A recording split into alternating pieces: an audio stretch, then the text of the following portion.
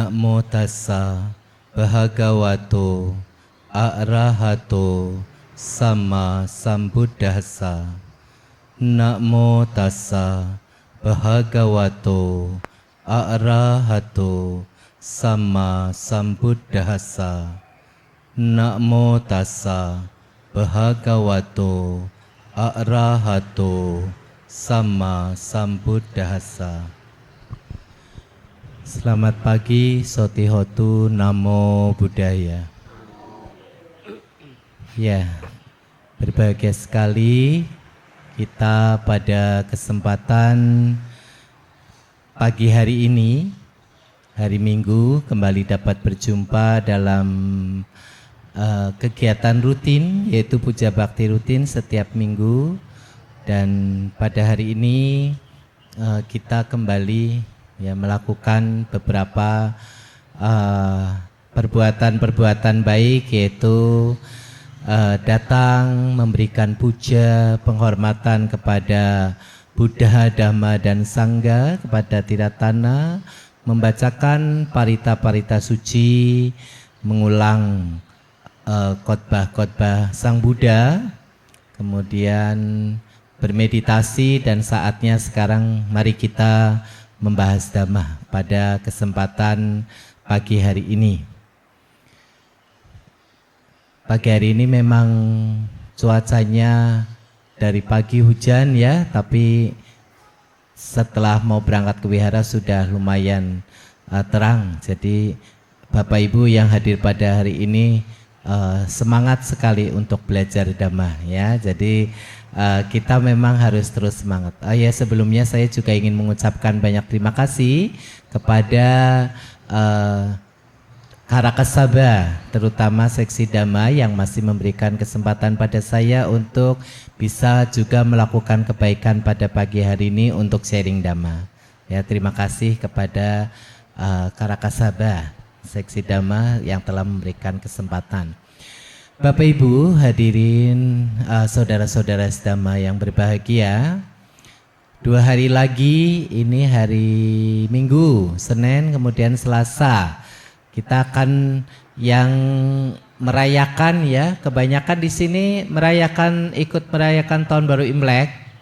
Ya, semuanya ya, biasanya ikut merayakan.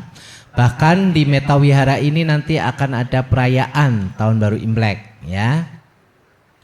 Nah, jadi mungkin hari ini juga ada beberapa saudara-saudara kita yang tidak hadir karena mungkin ada acara-acara tradisi, kegiatan tradisi yang dilakukan menjelang datangnya tahun baru Imlek.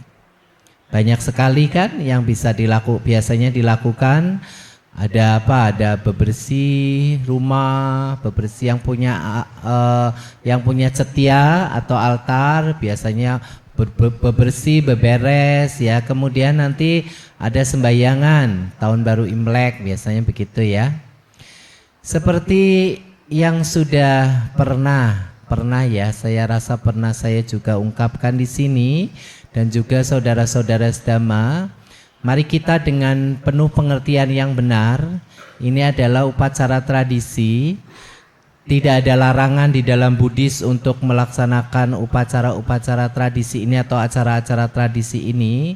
Tetapi mari kita tetap menjaga pengertian kita dengan baik dan benar tentang ajaran Buddha Dhamma. Ya, jadi perayaan tradisi bisa dilaksanakan, boleh dilaksanakan, bahkan sangat boleh apabila itu memang selaras dengan ajaran Buddha Dhamma. Kenapa tidak? Ya, boleh. Ya, jadi seperti tahun baru Imlek. Ya, tahun baru Imlek ini juga sekarang banyak dirayakan di wihara-wihara juga. Karena apa? Karena ini beberapa hal-hal yang positif yang juga sesuai dengan selaras dengan ajaran Sang Buddha. Ya, seperti misalnya dari misalnya sembayangan kepada leluhur. Biasanya kalau mau Imlek kan sembayangan ya untuk ini leluhur ya, upacara sembayangan, buka meja sembayangan di rumah, macam-macam masing-masing keluarga. Ada yang pakai banyak persembahan-persembahan, ada yang hanya ya banyak persembahan, kadang ada lauk pauk, nasi dan lain-lain ya, kue-kue, buah-buahan, manisan dan lain-lain. Ada juga yang simple, hanya buah misalnya, manisan atau hanya bunga dan buah, kemudian ada dupa dan lilin. Masing-masing keluarga biasanya mempunyai kebiasaan atau tradisi sendiri-sendiri. Intinya adalah sembahyang kepada leluhur kan yang sudah diajarkan oleh Sang Buddha adalah mengharapkan leluhur kita juga turut berbahagia pada saat kita keluarga berbahagia merayakan tahun baru Imlek. Kita ingat kepada para mendiang keluarga kita, orang tua, misalnya orang tua yang sudah nggak ada, kita ingat kepada orang tua, kepada emak engkong, ke atas lagi ada kongco, oco ya gitu. Atas lagi banyak leluhur-leluhur kita ingat dan kita melakukan pelimpahan jasa, ya pati dana. Nah ini kan hal yang baik, yang yang selaras dengan ajaran Sang Buddha, ya, bukan hal yang bertentangan dengan Dhamma. Lalu kenapa tidak boleh? Boleh, ya. Kalau ada pertanyaan boleh nggak boleh. Nah, tetapi sekarang kembali lagi pada tradisi itu, misalnya sembahyangan lah. Di dalamnya itu ada apa sesajiannya itu. Nah, kalau dulu-dulu mungkin yang anak-anak sekarang sudah tidak pernah lihat lagi karena sekarang sudah mulai terkikis, jarang yang betul-betul komplit, ada samseng lah, ada apa. Kalau dulu zaman-zaman emak saya ya gitu, itu kalau mau sembahyangan Imlek ada potong ayam ya, motong ayam gitu ya, motong sendiri, bukan sendiri suruhan orang, tapi kan instruksi kita ya. Nah ini yang begini-begini tidak sesuai dengan ajaran Sang Buddha, ya tidak sesuai dengan Dhamma. Maka yang begini kan bisa di skip, dihilangkan, ya. Jadi ya saya contohkan saya sajalah di meja sembahyangan Imlek atau sembahyangan apa saja yang saya buka kalau mau ada upacara-upacara tradisi, entah Imlek, Cengbeng dan lain-lain itu. Sekarang sudah tidak ada yang begitu, yang pakai samseng karena katanya begini begitu, untuk apa harus ada samseng itu. Tapi lalu saya lihat ini melanggar Dhamma, ya melanggar sila malah. Kalau memerintahkan makhluk itu untuk dibunuh, ya ayam dipotong, bebek apalagi, ya jadi memesan. Nah meskipun nggak bunuh sendiri tapi pesan di pasar, ya ke tukang bakul ayamnya. Saya pesan ya satu, besok saya ambil. Nah ini kan pesan juga. Ini menginstruksikan, memerintahkan untuk dilakukan pembunuhan makhluk hidup. Yang begini ini tradisi yang ini kalau kita sebagai umat Buddha punya keyakinan kepada karma, kepada hukum karma, ya, yang begini ini harus di stop. Ya kita sudah punya pengertian yang benar. Bukan lalu upacara sembahyangan kepada leluhurnya ini yang dihapuskan, tetapi yang begini yang sesajian ini yang tidak selaras dengan Dhamma saja yang kita skip saja. Tapi upacara patidananya, pelimpahan jasanya, sembahyangannya, penghormatan kepada leluhurnya tetap dilakukan. Ya, jadi ini nggak apa-apa karena saya juga masih melakukan itu dengan pengertian secara Buddhis, ya. Jadi ya ini juga kembali kepada Anda semua. Ada beberapa yang sudah benar-benar tidak melakukan upacara-upacara itu ya mungkin dengan pengertian yang baik dan benar. Mungkin ya sekarang anak muda sekarang ya kayak saya juga berpikir mungkin ini upacara sembahyangan begini berakhir pada generasi saya. Ya yang berikutnya nggak tahu ini ya mewarisi apa enggak begitu kan ya. Nah generasi saya pun ada beberapa teman yang sudah tidak melakukan. ya. Meskipun Buddhis misalnya ya, bukan karena mungkin ya capek, males kayak gitu ya. Karena ini tradisi kan perlu biaya, perlu tenaga, perlu waktu untuk ngumpulin keluarga dan lain sebagainya. Nah, tapi ini tradisi baik sebenarnya ya, untuk bisa diteruskan. Nah, sekarang boleh tradisi yang baik ini ditularkan pada generasi berikutnya asal dengan sesuai dengan sejalan selaras dengan ajaran Sang Buddha. Ya, tadi sesajen. Kemudian barang-barang yang dipersembahkan ini, misal ini masih bicara sebagai contoh saja sembahyang, tidak usah terlalu dipaksakan. Harus komplit, kata leluhur kita dulu komplit. Harus apa yang satu meja komplit. Lalu karena kemampuannya nggak ada sampai hutang sana, hutang sini untuk demi sembahyangan. Ini nggak bijaksana, ya. Nggak bijaksana, kemudian nanti menimbulkan masalah baru. Ya, melaksanakan tradisi tapi memunculkan masalah yang baru. Ya, jadi tidak perlu sampai begitu. Ya, tetap harus dengan bijaksana saja, semampunya. Tidak usah terlalu dipaksakan. Katanya kalau nggak ada ini nanti nggak nyampe. Ya itu. Nah itu kan kadang-kadang ada ya yang begitu ya. Buahnya harus berapa macam, katanya kalau nggak ada yang model-model begitulah. Macam-macam pendapat orang tentang tradisi. Ya, tidak usah sampai dipaksakan begitu. Tapi tetap dilakukan dengan semuanya dengan pikiran niat yang baik untuk melaksanakan, tetap melestarikan tradisi tetapi pada jalan Buddha Dhamma yang baik. Ya. Beberapa hal di tradisi Imlek juga yang saya katakan sangat selaras dengan ajaran Sang Buddha. Itu misalnya ngasih-ngasih angpau itu kan praktek memberi, ya enggak? Praktek memberi ini baik. Sebelum dikasih angpau atau sebelum menerima angpau ada yang muda menghormat yang tua, kyonghi gitu ya. Ini kan menghormat kepada yang lebih tua, yang memang patut dihormat ya, terutama orang tua, saudara tua, keluarga saudara dari papa mama yang lebih tua dari kita kan pasti kyonghi ini kan juga ajaran baik di selaras dengan ajaran Sang Buddha ya, menghormat kepada yang lebih tua. Ya, yang patut dihormat, menghormat kepada yang lebih tua.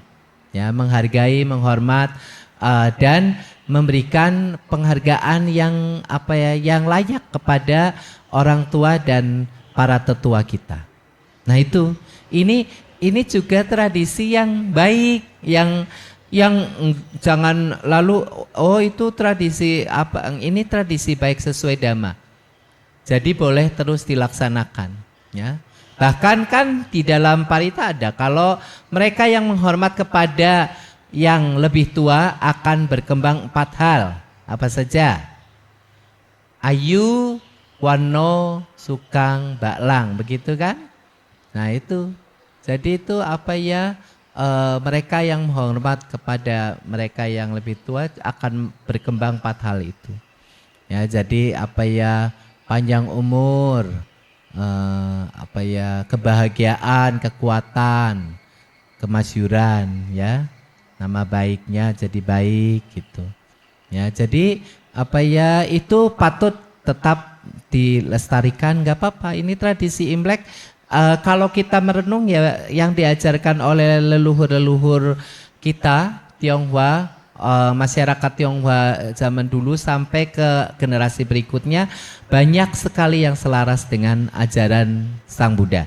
Oleh karena itu nggak apa-apa, tetap dilaksanakan, dirayakan dengan penuh pengertian yang baik ya. Jadi itu Bapak Ibu, saudara-saudara sedama, pada saat menjelang datangnya tahun baru Imlek juga saatnya kita untuk merefleksi yang terjadi pada kehidupan kita Ya, ini kan kalau tahun baru Imlek kan tahun yang baru. Menurut penanggalan lunar atau yang dihitung dari penanggalannya ini berdasarkan bulan, ya, perputaran bulan. Kalau yang biasa Masehi kan yang kita tahun baru 1 Januari itu kan berdasarkan perputaran matahari. Kalau ini lunar ini berdasarkan bulan, ya, dan ini sudah turun temurun kita rayakan. Pada saat melalui tahun baru Imlek ini, alangkah baiknya kita juga merefleksi diri kita. Apa sih yang sudah dicapai oleh kita, bukan hanya secara duniawi saja, tetapi batin kita, saudara-saudara. Batin kita bagaimana? Batin kita apakah semakin kesini semakin baik, semakin berkembang baik, ya? Bagaimana batin kita? Nah, itu yang perlu. Apakah kita sudah mengembangkan hal-hal yang baik dan mengurangi hal-hal yang buruk? Nah, ini ya yang diajarkan oleh guru agung kita kan mengembangkan hal-hal yang baik dan mengurangi hal-hal buruk. Bahkan yang pertama adalah stop kejahatan, ya enggak? Sabah papasa akaranang. Nah, berhentilah melakukan segala bentuk kejahatan. Nah, ini sebenarnya relevan dengan perayaan Imlek ini karena saya akan menuju ke sana ceritanya. Karena kalau kita merefleksi ya, apakah kita sudah berhenti melakukan segala bentuk kejahatan? Sabab papasa akarana. Kemudian yang kedua apa?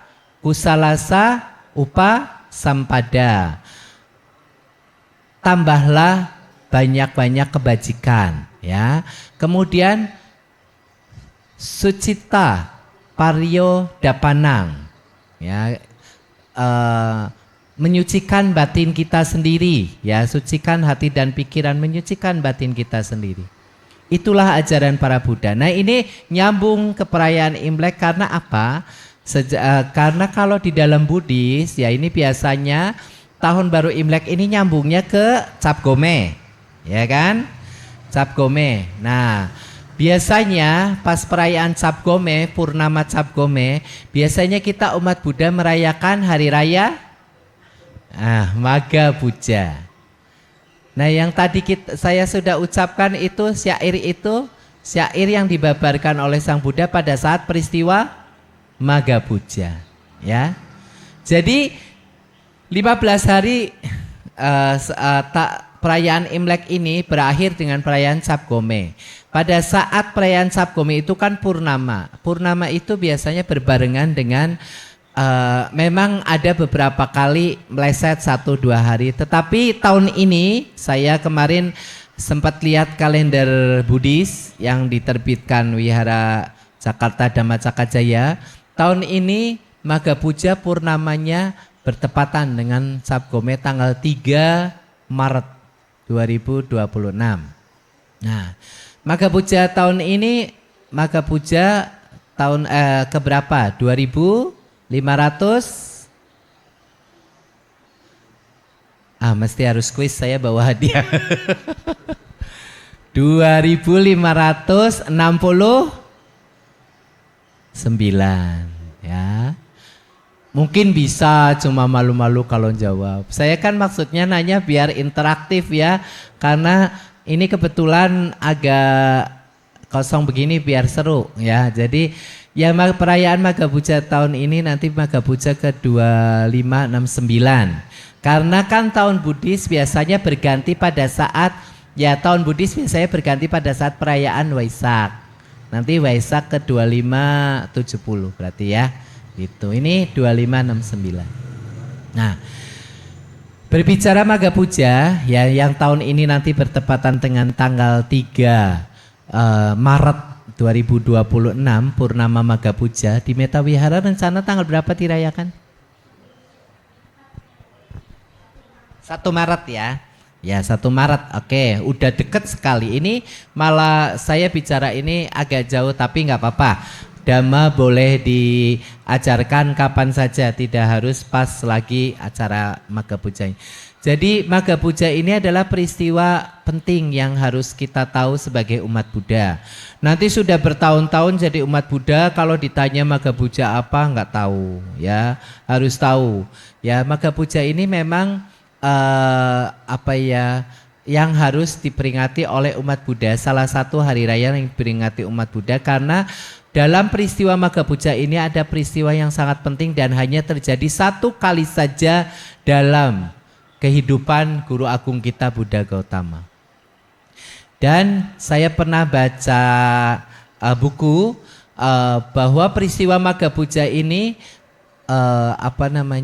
berkumpulnya 1250 orang arahat ini juga terjadi pada Buddha-Buddha, setiap Buddha sama Sang Buddha yang lalu juga terjadi peristiwa seperti ini. Ya, jadi Magha Puja ini adalah sebuah peristiwa yang terjadi pada saat purnama bulan Magha. Purnama bulan Magha biasanya bulan Februari atau awal Maret, ya. Februari atau awal Maret. Ini terjadinya pada tahun-tahun awal pembabaran Dhamma, ya. Kalau pembabaran Dhamma, saudara-saudara tahu penerangan sempurna Sang Buddha kan 588 sebelum Masehi. Ya, kemudian 2 bulan kemudian peristiwa Asada. Kemudian lalu setelah berarti berapa bulan kemudian ini lalu bulan kan Juli, Agustus, September, Oktober, November, Desember, Januari, Februari. 7 bulan kemudian lalu peristiwa bulan Magha terjadi. Ya, jadi sekitar 587 sebelum Masehi. Ini tahun-tahun awal pembabaran Dhamma. Peristiwa yang terjadi pada saat purnama bulan Magha ini terjadi bertempat di Weluwana Arama. Nah, Weluwana Arama ini pernah tahu ya, Weluwana Arama ini adalah sebuah taman kerajaan yang didanakan oleh Raja Bimbisara. Raja Bimbisara ini raja dari kerajaan Magadha. Ini Weluwana ini tempatnya ada di Rajagaha, ya. Rajagaha ibu kota kerajaan Magadha. Nah, ini sampai sekarang Weluwana Arama itu masih ada, ya, masih ada. Kalau saudara-saudara suatu ketika ke India, ada sebuah tempat Weluwana Arama itu yang bisa dikunjungi dan melakukan puja di sana. Ya, tempatnya di kota Rajgir sekarang, ya, Rajagaha. Nah, ini adalah hutan-taman gitu kerajaan yang didanakan oleh Raja Bimbisara kepada Sang Buddha. Oleh karena itu pada saat itu Sang Buddha sedang berdiam atau bersemayam di Weluwana Arama. Lalu pada saat purnama di bulan Magha itulah ada 1250 orang biku ini berkumpul di tempat itu, dan uniknya adalah ini ciri khas dari terjadinya peristiwa Magha ini adalah dari 1250 orang biku ini datang berkumpul di Weluwana ini menghadap Sang Buddha ini tanpa diundang, ya, tanpa diundang. Saudara-saudara, kalau ada 1250 orang diundang, biasanya diundang saja nggak pada datang, ya. Ada yang nggak datang. Ini 1250 orang biku hadir di tempat itu tanpa diundang. Nah, ini tanpa diundang, ya, yang pertama. Yang kedua, 1250 orang biku ini itu ditabiskan sendiri oleh Sang Buddha dengan Ehibiku Upasambada. Jadi pada masa itu Sang Buddha sendiri menabiskan seorang biku dengan Ehibiku Upasambada, ya. Nah, ini 1250 biku ini semuanya ditabiskan sendiri oleh Sang Buddha dengan Ehibiku Upasambada. Jadi langsung yang ditabiskan langsung oleh Sang Buddha, ya. Karena pada periode berikutnya kan ada para biku yang ditabiskan bukan oleh Sang Buddha tapi oleh para siswa Sang Buddha. Ya, ini ditabiskan langsung oleh Sang Buddha. Kemudian yang ketiga, 1250 orang biku ini semuanya sudah mencapai tingkat kesucian arahat. Kesucian tingkat paling tertinggi, ya, kesucian arahat dan beliau-beliau ini yang Arya ini, para arahat ini memiliki calabinya 6 kesaktian. Ya, jadi para arahat yang sakti ini berjumlah 1.250 orang biku arahat yang sakti ini berkumpul di Beluwana ini tanpa diundang, dan pada saat itu yang keempat ini Sang Buddha membabarkan Owada Patimokkha. Nah, Owada Patimokkha inilah, di dalam Owada Patimokkha inilah salah satu syair yang tadi disebutkan, Sabba papasa akaranang kusalasa upasampada sacita pariyodapanang etang budana sasanang. Ya, itu yang diajarkan oleh Sang Buddha. Salah satu syair itu ada di Owada Patimokkha, bait Owada Patimokkha. Ini ajaran singkat, di atasnya ada lagi yang Kanti paramang tapotitika nibanang paramang wadanti Buddha dan lain sebagainya sampai berakhir. Tapi ini adalah khotbah singkat, nasihat singkat dari Sang Buddha untuk 1.250 orang arahat yang hadir pada pertemuan Maghapuja tersebut. Ya, ini perlu dikenang, diperingati karena ini peristiwa yang sungguh luar biasa. Nah, sungguh luar biasa. Terjadinya hanya sekali pada kehidupan Guru Agung Buddha Gautama. Saudara-saudara, yang terpenting dari kita dalam memaknai dari peristiwa Maghapuja ini adalah yang 3 bait tadi. Berhentilah. Yang pertama adalah Sang Buddha yang pertama menasihati kita, berhentilah melakukan segala bentuk kejahatan. Karena apa? Karena kejahatan itu selain merugikan orang lain, juga pasti akan merugikan kita sendiri. Kehidupan kita juga akan hancur karena kita melakukan kejahatan. Ya, kejahatan ini harus dihentikan karena bisa merugikan orang lain dan kita sendiri. Kehidupan kita kalau kita banyak melakukan kejahatan, setelah kita selesai, mungkin kelihatannya di kehidupan yang sekarang baik-baik saja, tapi kita akan hancur pada kehidupan berikutnya. Kita akan jatuh ya pada alam-alam menderita. Nah, sebelum jatuh ke alam menderita, kalau saudara-saudara berbuat kejahatan, juga pikiran Anda tidak tenang, hidup tidak tenang dan lain sebagainya. Sudah menderita hal-hal yang lain di kehidupan yang sekarang. Selain itu yang lebih parah, kalau Anda berbuat kejahatan, ini akan membuat penderitaan bagi makhluk lain. Ya, contohnya apa? Contohnya ya kalau Anda melanggar sila itulah. Ya, kalau Anda melanggar sila, melakukan kejahatan dari membunuh. Nah, membunuh sudah jelas itu akan melenyapkan kehidupan makhluk lain, ya. Kalau membunuh kan melenyapkan kehidupan makhluk lain. Makhluk lain itu masih, mungkin makhluk-makhluk itu masih bisa melakukan beberapa kebaikan, tapi di stop kehidupannya, diputus kehidupannya oleh saudara-saudara yang melakukan keburukan itu, kejahatan itu, di stop karena kejahatan. Ya, karena kehidupan itu sangat berharga sekali, apalagi hidup di alam manusia. Ya. Beberapa kisah ya, kadang-kadang miris ya. Kemarin saya itu, ya bukan kemarin, saya itu kadang-kadang suka nonton YouTube. Siapa di sini yang nggak suka nonton YouTube? Semuanya kadang nonton YouTube. Itu ada beberapa kisah, kadang-kadang saya ya suka nonton kisah-kisah yang terjadi, peristiwa yang terjadi. Itu kadang-kadang bikin miris ya.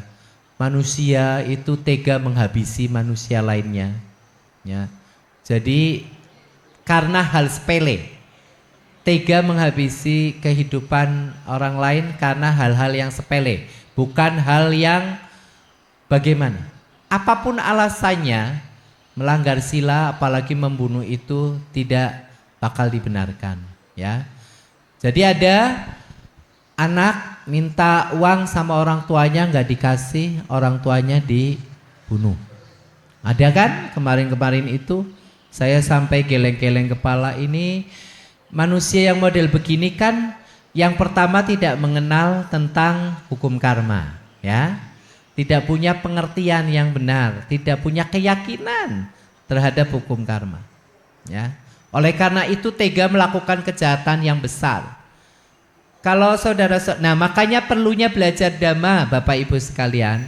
Kalau nggak belajar dhamma, nggak tahu bahwa ada beberapa karma berat yang kalau dilakukan tidak ada ampun. Kalau saudara-saudara itu meskipun sisa hidup saudara-saudara melakukan kebaikan yang besar, karma berat ini akan tetap menjadi modal untuk kelahiran kembali di alam berikutnya, yaitu alam yang penuh penderitaan, ya. Contohnya adalah salah satu karma berat adalah membunuh orang tua, ya. Membunuh ayah, membunuh ibu ini adalah karma berat sekali. Meskipun dalam sisa hidupnya lalu dalam tanda kutip bahasa sehari-hari kan bilangnya insyaf, ya, insyaf, taubat, tidak melakukan lagi pembunuhan. Tapi karma berat yang sudah dilakukan, apalagi dengan penuh kebencian, dengan niatan yang jahat, penuh kebencian, waduh, ini nggak akan bisa dihapus serta-merta lalu dengan ucapan doa-doa tobat yang berentet-berentet begitu, ya, nggak bisa, ya.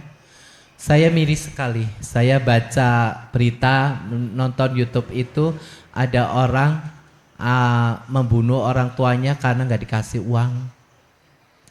Ada lagi peristiwa yang lalu, anak kecil masih 7-8 tahun begitu di Sumatera membunuh satu keluarga.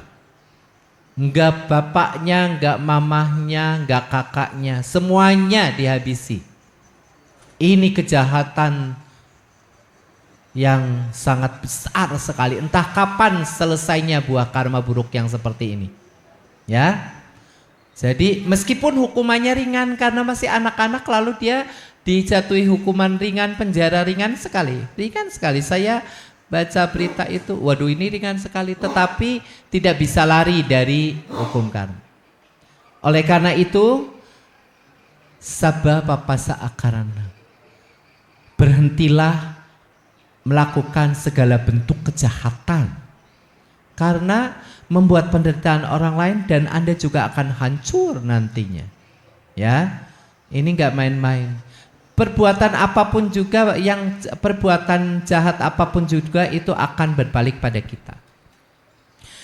Makanya dari itu, saudara-saudara, kalau mau merefleksi kehidupan kita, lalu merenung, lalu dengan lihat berita-berita itu, pernah ada berita begini. Kenapa manusia bisa meninggal secara bersamaan dan meninggalnya tragis? Ya, dimasukkan ke dalam ruangan sempit oleh perampok, lalu kehabisan nafas, matinya mungkin perlahan-lahan itu, ya. Dan kayaknya 11 orang itu meninggal. Suatu ketika ada peristiwa perampokan, yang dirampok di Jakarta, ya ini. Yang dirampok semua anggota keluarga dimasukkan ke toilet kecil yang tidak ada udaranya. Di sana pengap, lama-lama lemes mati satu persatu. Kenapa manusia 11 orang itu bisa bareng-bareng menerima peristiwa yang tragis begitu? Tidak usah menyalahkan yang lainnya. Memang perampok ini melakukan kejahatan yang besar juga. Tetapi kenapa bisa terjadi seperti itu? Itu juga karena hasil buah karma kita sendiri. Ya, hasil buah karma kita sendiri. Jadi memang seseorang melakukan perbuatan, lalu yang lain menerima buah perbuatan. Ya, siklus begitu, siklus karma, ya, hukum karma. Jadi saudara-saudara melakukan perbuatan, misalnya perbuatan tertentu, nanti yang terkena itu ya menerima buah perbuatan, dalam hal ini yang tadi saya contohkan perbuatan jahat, ya. Perampok itu yang menyekap 11 orang di dalam toilet yang tidak ada udaranya itu melakukan kejahatan. Suatu ketika memetik buah karmanya sendiri. Suatu ketika, tidak tahu kapan, tidak bisa bilang bahwa wah kan kehidupan yang akan datang kita kan sudah nggak ingat lagi. Belum tentu.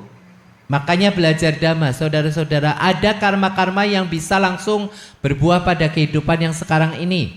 Bahkan ada yang berbuah dalam kurun waktu 7 hari kan.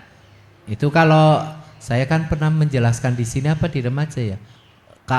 Karma berdasarkan kapan waktu berbuahnya. Kayaknya di remaja yang kemarin. Ya. Ada karma yang berbuah pada masa kehidupan saat sekarang ini. Bahkan sebelum 7 hari itu bisa berbuah. Tergantung kualitas karma yang saudara-saudara perbuat, baik yang buruk maupun yang baik. Ada juga karma yang berbuah satu kehidupan setelah ini. Ada juga karma yang berbuah berulang-ulang. Dan memang ada karma yang tidak akan membuahkan buah, ya, ahosi. Nah, oleh karena itu jangan lalu bilang, wah, berbuat jahat, nanti kan kalau berbuahnya kehidupan yang akan datang kan sudah gak ingat kita, sudah bukan kita lagi. Oh, jangan kira kita nggak tahu kehidupan yang akan datang seperti apa. Ya, mau lahir di alam tiracana, alam binatang, lalu karena dulunya suka jahat, bermusuhan, lalu lahir yang satunya jadi rusa, satunya jadi macan. Rusanya karena dulu musuhan nih, ya, rusanya dikejar-kejar oleh macan, diterkam. Itu juga karena kehidupan yang lampau, itu akibat dari buah karma yang lampau, ya.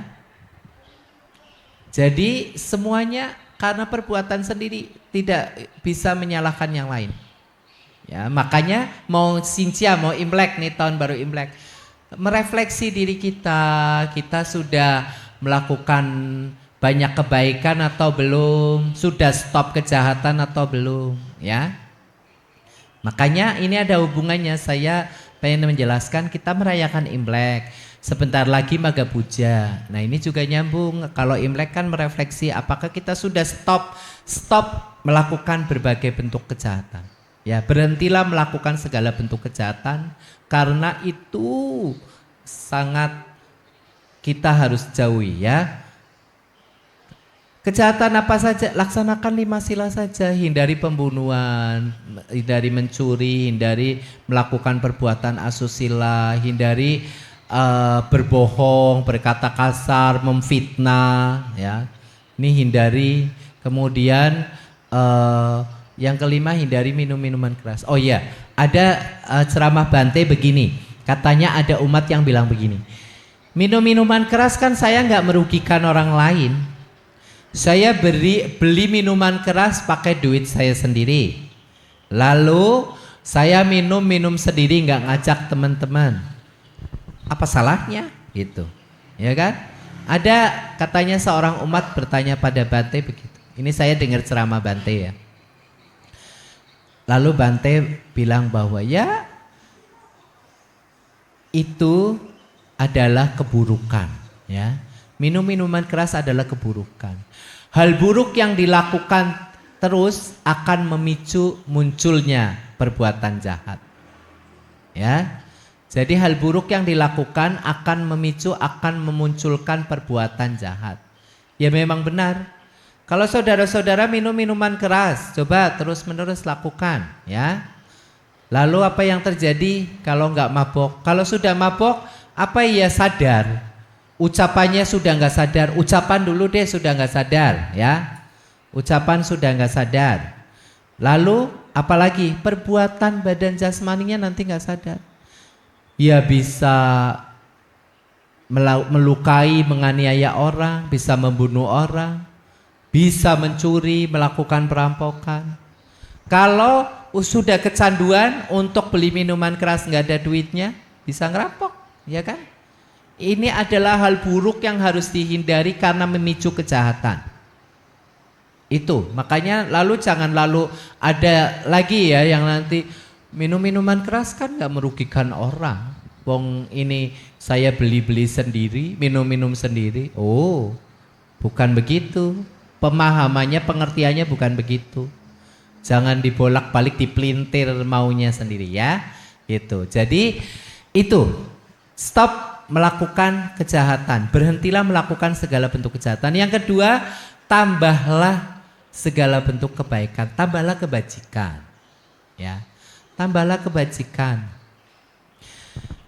Tadi yang pertama, ini Bante juga menjelaskan, kalau belum bisa menambah kebajikan, paling tidak stop dulu berbuat jahat. Ya. Kalau sudah stop berbuat jahat, tambahlah kebaikan, saudara-saudara. Menambah hal-hal baik, kebajikan-kebajikan harus ditambah. Ya. Apa saja? Apa saja bisa dilakukan hal-hal baik dengan berdana, melaksanakan sila, ya. Intinya berdana, melaksanakan sila, bermeditasi, mengembangkan kebijaksanaan, ya.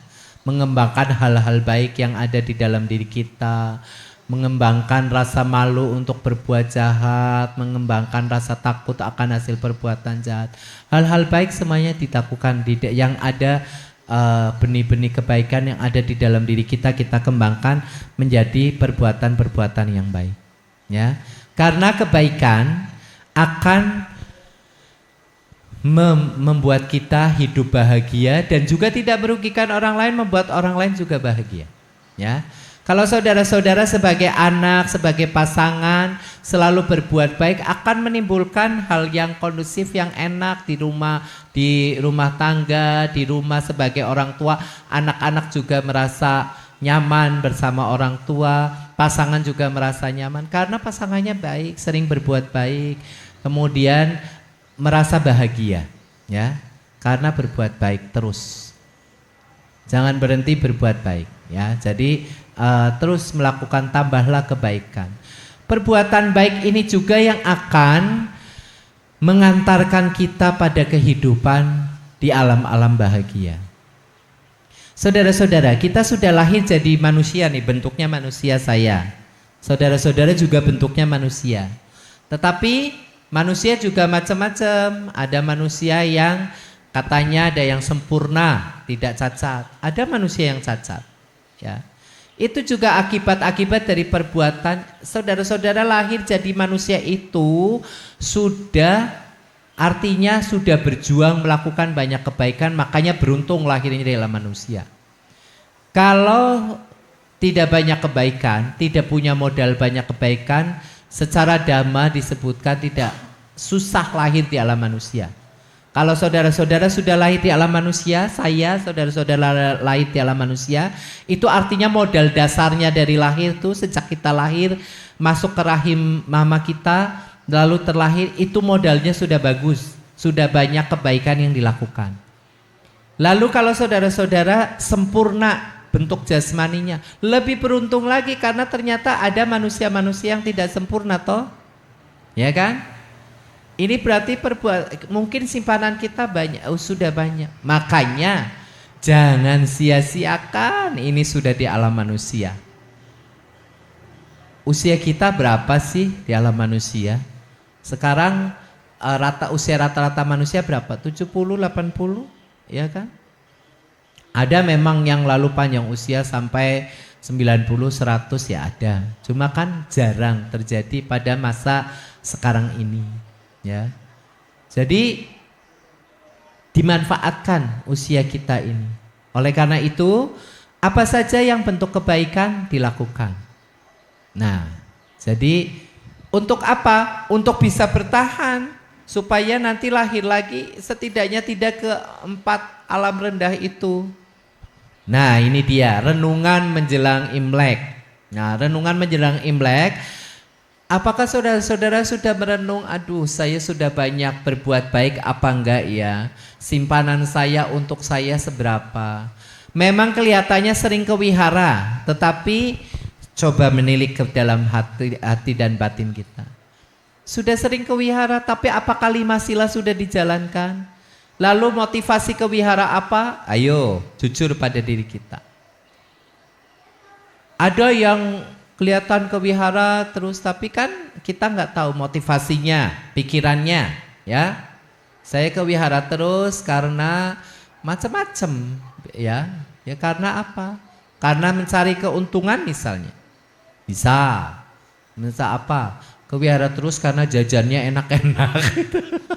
Mungkin ada yang begitu. Ya, tapi kan saya kira enggak lah ya di sini. Ini saya bercanda aja. Ya. Jadi enggak begitu konsepnya. Sayang karena kalau tiap minggu ke wihara tapi dengan niat dan motivasi yang lain, yang tidak selaras dengan Dhamma, bukan motivasi yang baik, sayang.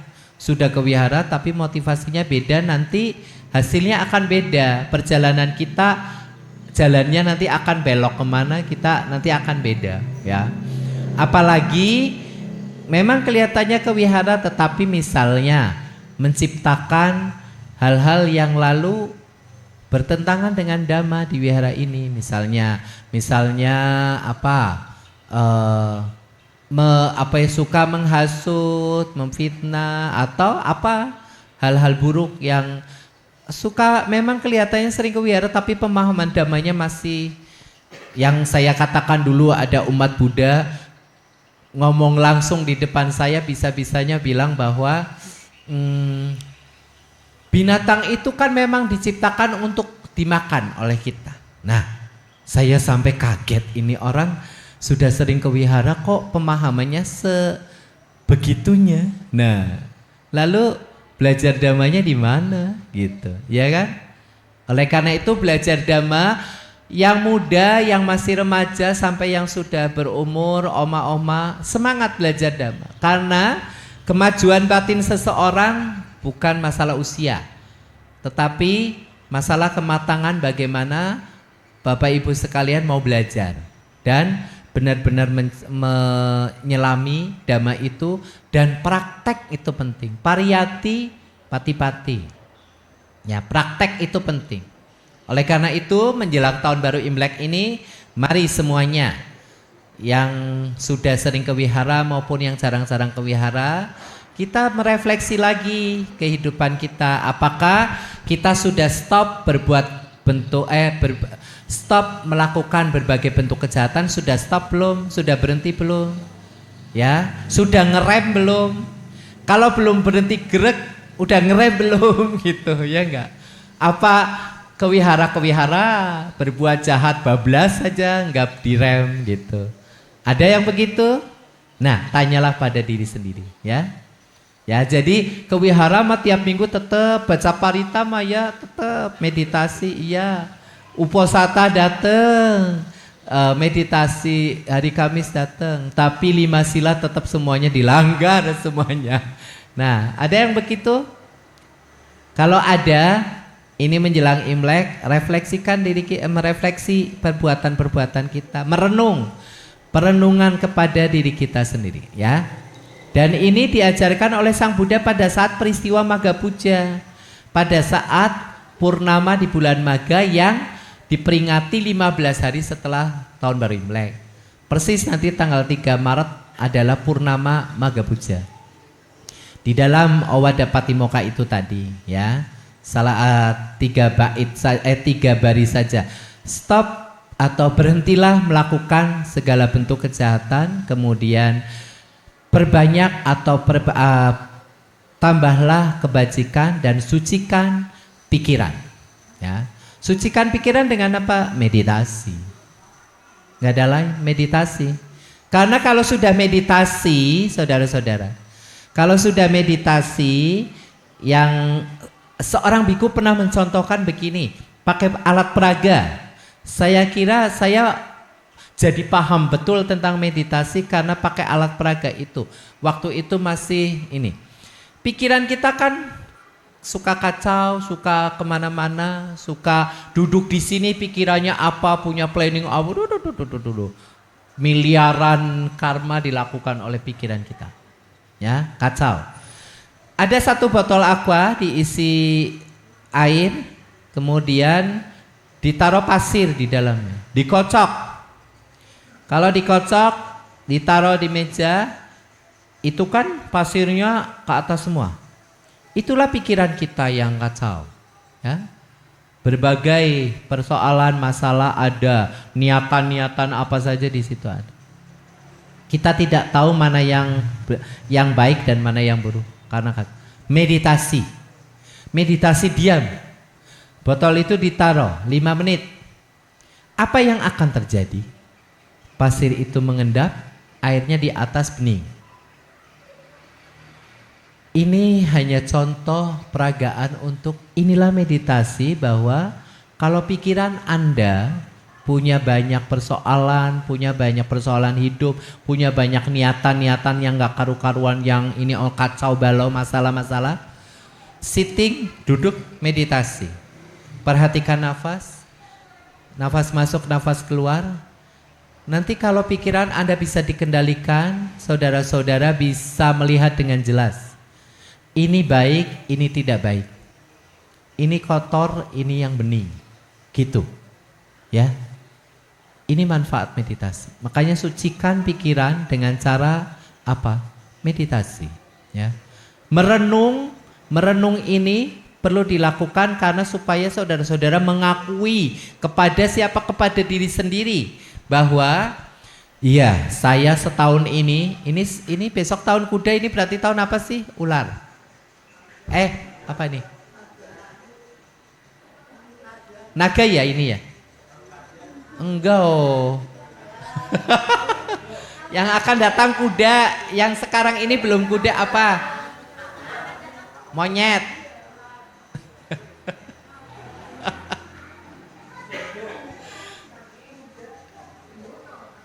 Tahun besok ini yang akan datang kan kuda. Tahun ini apa? Ular kan? Ular ya. Ya saya cuma pengen tahu aja. Saya juga kadang-kadang lupa. Itu Japjisyo ya. Selama tahun ular, Anda merenung ini. Nanti mau Imlek merenung. Selama tahun ular sudah melakukan apa saja? Tidak usah dipamerkan ke orang. Gak usah bikin status. Gak usah ngetik di status. Selama tinggal tahun ular, saya sudah melakukan, saya berdana katina, saya berdana tiap minggu. Nggak usah di status, ya. Lalu yang buruk-buruk ditutupi, nggak mau ngomong di status. Ya refleksi itu untuk diri sendiri, ya. Itu dia, ya. Jadi stop. Kalau lalu banyak, timbang-timbang, saya banyak melakukan kejahatannya daripada kebaikannya. Sadar, perbaiki di tahun kuda ini.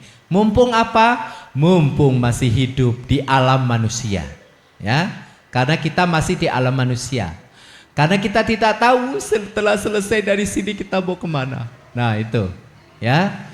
Semoga kita semua juga kembalilah ke alam-alam baik, alam manusia, lahir di alam dewa. Ada yang pengen jadi dewa. Ya, jadi oke, itu saja udah 9.15 saya sudah dikasih kode, ya. Pengennya ngobrol panjang lebar. Tetapi itu yang ingin saya sampaikan pada kesempatan kali ini. Saya ringkas cepat saja. Sebentar lagi kita akan merayakan tahun baru Imlek 2577 kalau nggak salah ya, 2577. Rayakan dengan penuh bahagia.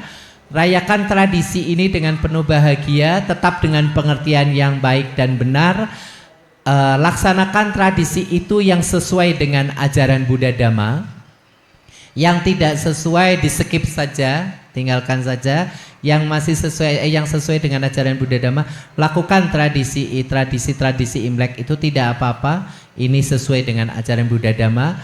Refleksikan diri kita menjelang tahun baru Imlek ini, apakah sudah stop melakukan kejahatan, sudah menambah kebajikan, dan apakah sudah menyucikan pikiran kita? Ya, mari kita lakukan perbuatan-perbuatan baik di masa mendatang. Mari kita berhenti melakukan segala bentuk kejahatan, menambah berbagai bentuk kebaikan-kebaikan, dan menyucikan hati dan pikiran kita di masa-masa mendatang, di tahun-tahun mendatang. Selamat menyambut datangnya tahun baru Imlek. Semoga apa yang saya sampaikan membawa pengertian yang benar buat saudara-saudara dan membuat kebahagiaan bagi semua makhluk.